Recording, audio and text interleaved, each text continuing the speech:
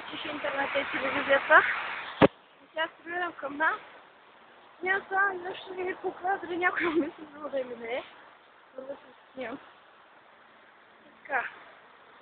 Сега чих интернета, но станах в 3 лева. Чудо дали да ги изкарча. Или майка ми ще ми се кара. И се снимам, защото не знам. Кеф има как изглежда днеска. Но да.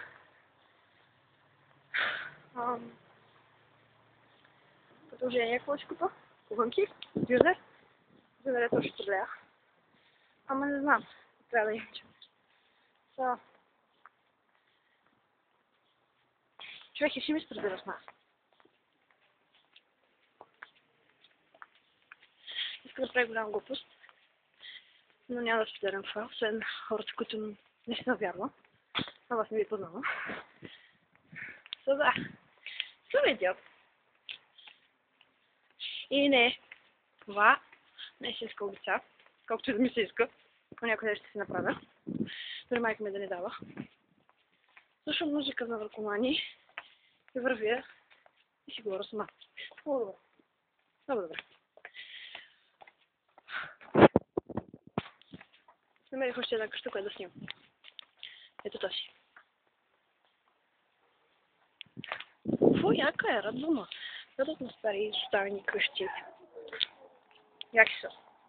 Както и да е. Започвам си lonely. И ще вървя. Сигурно стигнах до този даскал. Може да мина от там, не знам. Ще ви покажа моето даскал. Моето страхотно, маничко. Скромничко, но готино даскал. Зелено е. Ами да.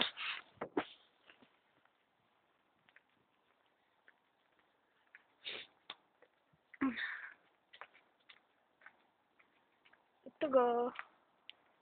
А моето даскал.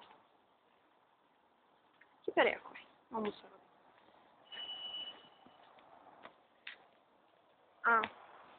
Ще покажа стената отстрани на даскалото, която много ме радва.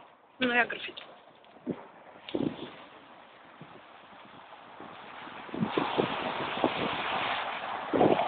Хипер, як е човек?